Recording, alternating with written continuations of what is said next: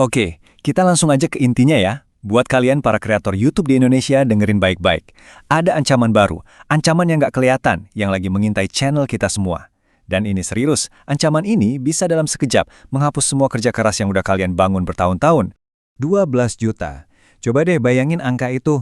Sebanyak itulah channel yang udah dihapus sama AI-nya YouTube. Cuma di tahun ini aja. Gila kan? Dan yang paling bikin ngeri, banyak dari mereka itu kreator yang ngerasa nggak ngelakuin kesalahan apa-apa.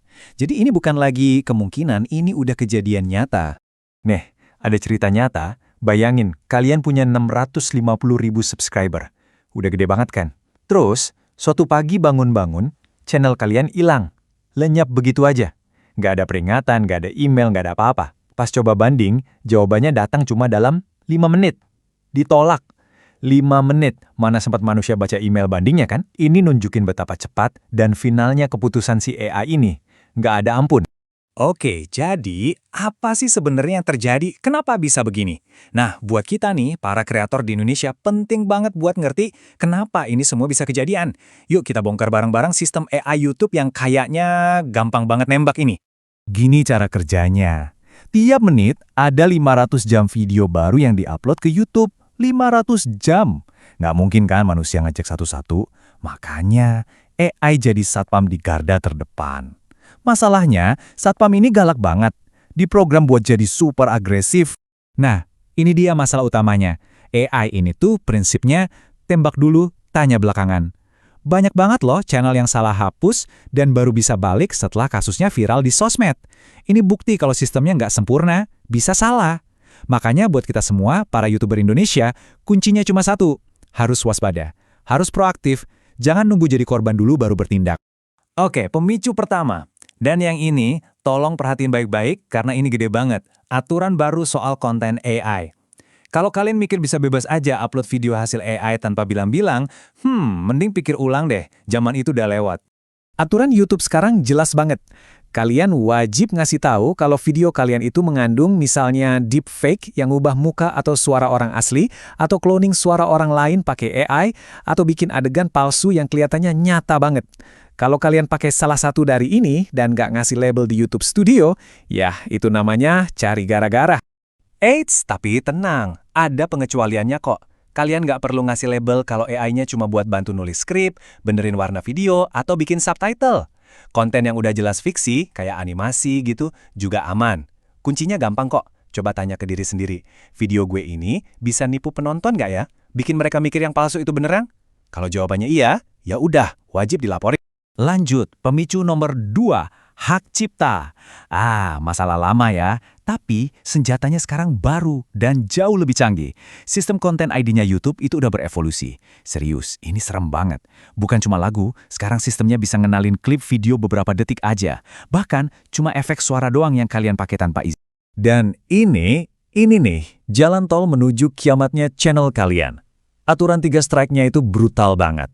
Kena 3 kali dalam 90 hari, channel kalian hilang. Permanen. Udah gitu, semua channel lain yang nyambung ke akun kalian bisa ikut kena imbasnya. Serius, sistem ini nggak main-main sama sekali. Terus gimana dong caranya kita para kreator Indonesia biar aman? Gampang, ikutin ini. Pertama, wajib pakai musik atau aset dari sumber yang legal. Paling gampang, ya dari YouTube Audio Library. Kedua, jangan nekat ngedisput klaim hak cipta kalau kalian nggak 100% yakin menang. Dan ketiga, ini paling penting, simpen semua bukti lisensi, anggap aja itu asuransi buat channel kalian. Pemicu ketiga. Nah, yang ini nih yang bikin banyak kreator AI ketar-ketir. YouTube udah resmi ngibarin bendera perang melawan apa yang mereka sebut sampah AI. Maksudnya, konten-konten yang diproduksi massal tanpa ada kualitasnya sama sekali. Apa sih nggak otentik itu? Gini deh gampangnya. Itu tuh konten yang dibikin cuma buat ngejar metrik, buat ngakalin algoritma, tapi nggak ada jiwanya, nggak ada sentuhan manusianya. Coba bayangin channel yang sehari upload 40 video. Isinya cuma suara robot bacain artikel dari internet. Nah, kalau channel kalian kayak gitu, nggak ada nilai unik dari kalian sebagai kreator. Hati-hati, channel kalian di ujung tanduk.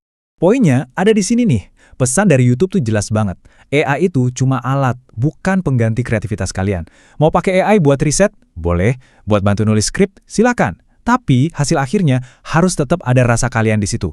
Harus ada sentuhan personal, sudut pandang unik kalian sebagai seorang kreator. Oke, kita gabungin dua pemicu terakhir ya, spam dan konten beresiko. Nah, dua hal ini aturannya luas banget dan sering jadi area abu-abu di mana si AI ini bisa salah kaprah. Soal spam, ini nih beda pentingnya. Clickbait yang bikin penasaran itu boleh, itu namanya marketing. Tapi kalau kalian bohong di judul atau thumbnail, itu beda cerita. Misalnya nulis bagi-bagi uang tunai, tapi di videonya nggak ada sama sekali, nah itu namanya metadata yang menyesatkan. Dan ini pelanggaran serius yang diincar banget sama AI. Terakhir, konten berbahaya. Aturannya simpel banget sebetulnya. Jangan bikin video yang ngajarin hal ilegal atau bahaya. Titik. Contohnya ya kayak challenge-challenge gila yang bahaya itu, atau prank yang keterlaluan sampai bikin orang ketakutan beneran. Meskipun niatnya mungkin buat edukasi, topik-topik ini sensitif banget buat AI. Saran saya, mending hindarin aja deh sama sekali. Jadi, apa kesimpulannya? Nih, saya kasih contekan simple buat kita semua, para kreator Indonesia, biar channel kita aman sentosa. 1. Jujur soal pakai AI. 2. Lisensi musik dan video harus beres. 3. Kasih sentuhan kalian banget di setiap video. 4. Judul dan thumbnail jangan nipu. Dan 5. Jauhi konten yang berbahaya. Cuma 5 itu aja kok. Nah, pertanyaan terakhir buat kita renungin bareng-bareng setelah dengar semua ini, yakin channel kalian udah bener-bener aman? Coba deh nanti, luangin waktu, lihat lagi video-video kalian. Dengan AI yang makin galak ini, strategi konten kalian udah siap belum? Coba pikirin lagi baik-baik. Soalnya, di era baru YouTube ini, waspada itu bukan pilihan, itu kunci buat bertahan.